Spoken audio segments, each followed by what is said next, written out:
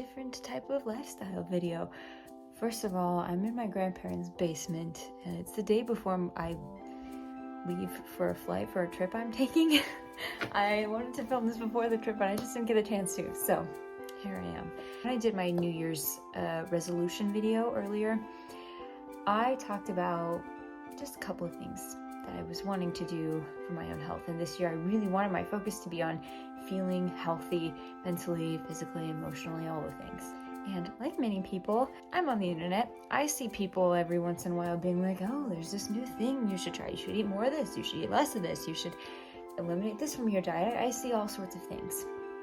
And a lot of it is kind of hogwash sometimes. But there's something that's been on the internet for a very long time that I've been very curious about. And it has gotten personal. Artificial food coloring. Red 40 specifically. I didn't wear this sweater in prep, but you know, it kind of fits. I'm sure anyone who has ever spent more than 10 seconds on the internet has seen something somewhere, someone saying, red 40 is bad. If you eat red 40, then you die, your hair falls out, you turn green, it's terrible. And there are always people like that, right? But recently, I've been seeing people on TikTok and on Twitter mentioning red 40 and how it can affect ADHD. And that got me curious. I saw enough about it, and I generally don't trust what I read on the internet because where's the science? Where's the research? So I did some research. I tried to find some scientific studies about red 40 and how that might impact ADHD. And the results were interesting. I'm going to very briefly talk about this, and I'm going to mention a literature review that talks about a lot of the studies that I read. I will link that down below. I found a couple of things. First, red 40 is not really a research subject on its own.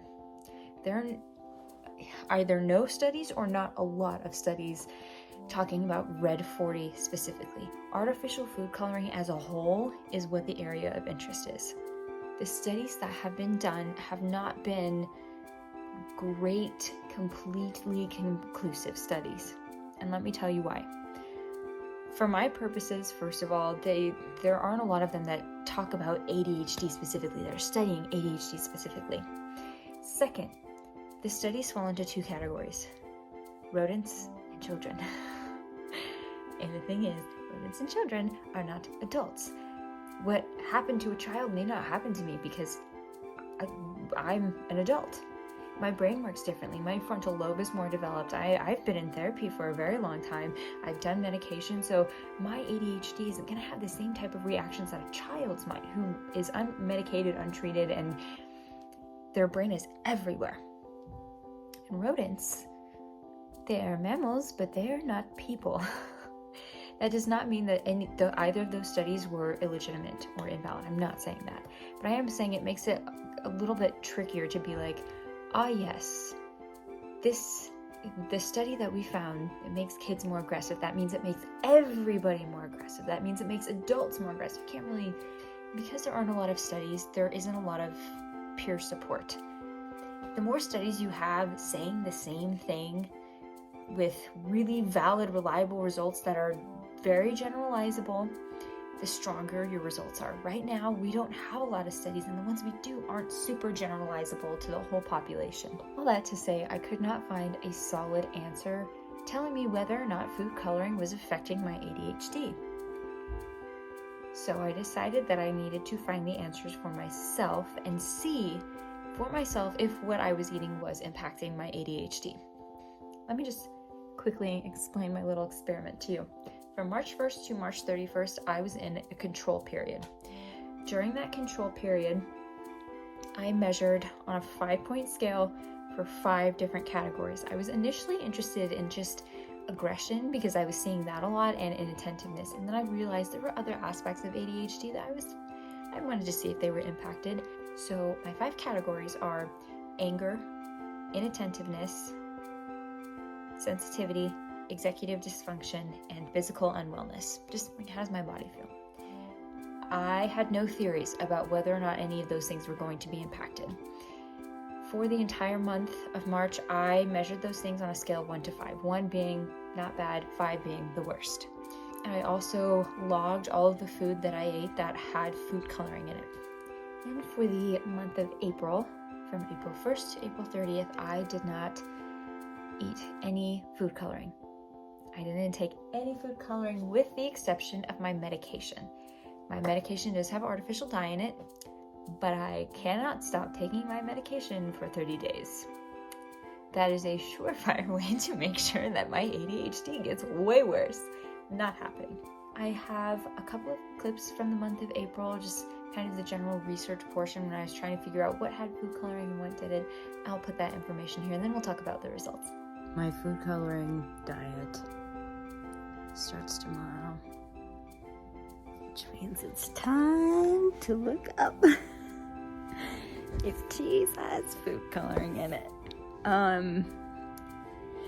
I'm very concerned about this because I eat cheese every day. Problem is, it doesn't say that it has red 40 or yellow 5 or anything. It says it has a natto color in it. I don't know if that's artificial or not, so we're gonna Google it. Natto is a natural food additive that has been linked to various benefits, including inflammation, improved eye and heart health, and anti-cancer properties. Is that true? Hallelujah! I don't have to give up cheese. I don't think that section ended up being very long, if I'm being honest. I don't remember, but I don't think I filmed very much because it wasn't really a big deal.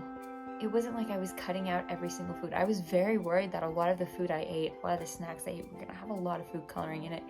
And that did not end up being true. My two big foods that I had to cut out were hot Cheetos and cereal.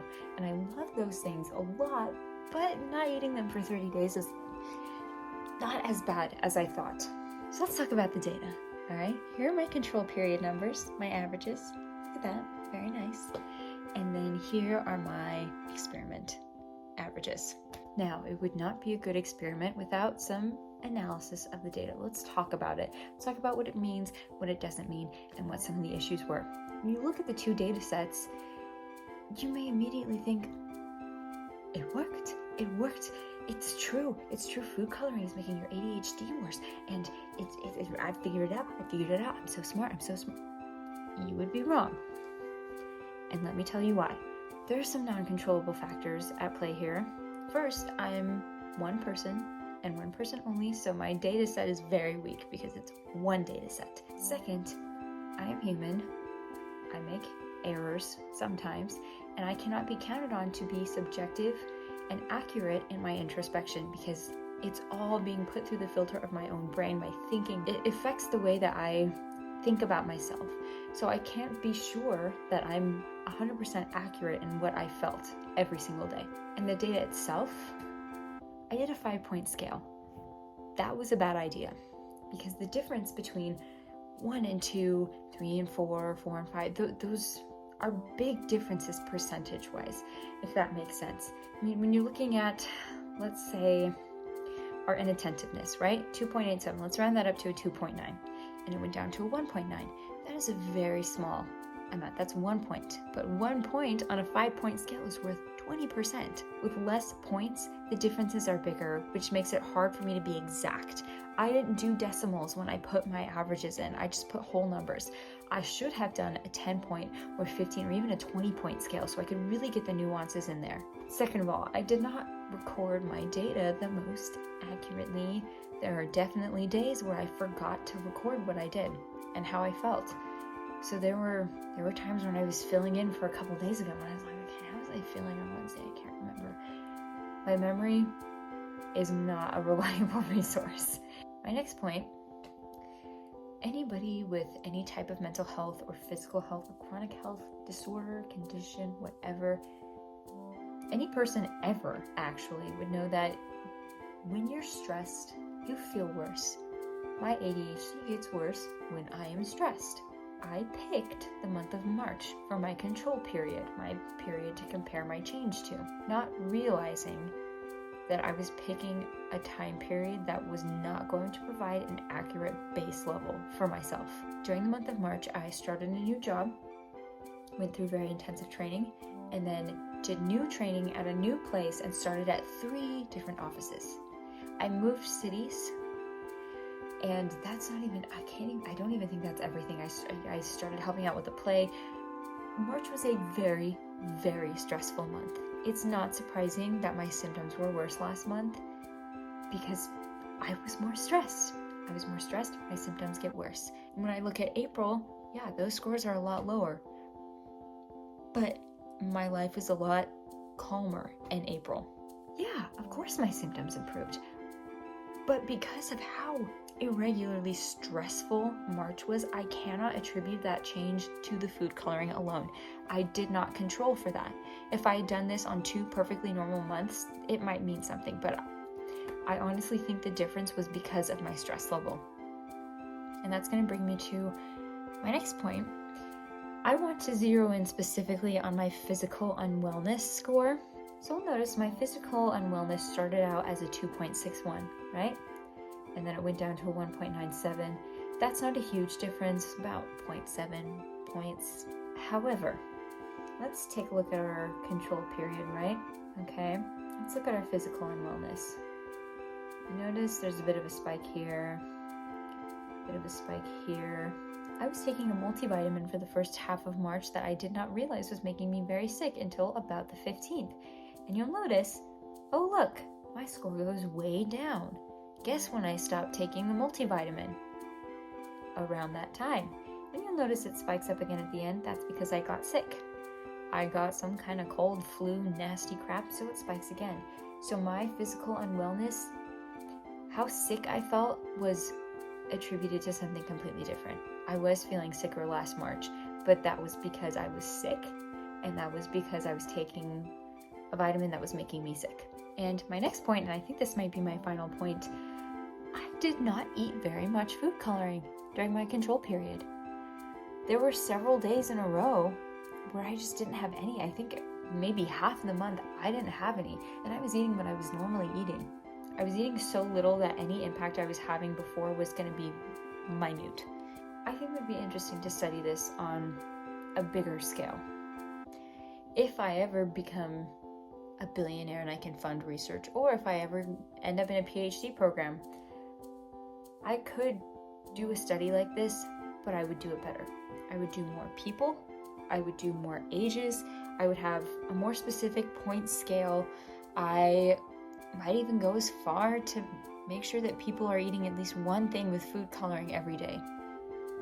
I don't know if that's ethical or not, but I might do that. Now, will I continue doing this? No, and here's why. This will bring us into our conclusion. After the analysis and talking about the study, here's our conclusion. I will not keep doing this because I didn't find anything of importance. The results were inconclusive. But I can say I was eating so little, I don't think I'm ever really going to see results. I'm not eating very much food coloring, and so it's not really a big deal if I want to have a bag of hot Cheetos or a cup of cereal or something, because it's not very much. If I was eating a ton of food coloring, I would have seen more results, first of all, but it would be a bigger deal. I would be very interested to try out a couple of other things, but I really enjoyed this experiment. It was very fun. Even if the results weren't the most conclusive, I enjoyed doing it. So thank you so much for watching. I hope you enjoyed that. I know that was kind of an unusual video, different for me, but I enjoyed making it, and I hope you found it informative. And I hope you also keep in mind that my results mean nothing about your results. I encourage you to try things out for yourself, and also go talk to your doctor if you have concerns. I'll catch you next time for whatever video comes next. Be sure to like and subscribe, and I'll see you in the next video.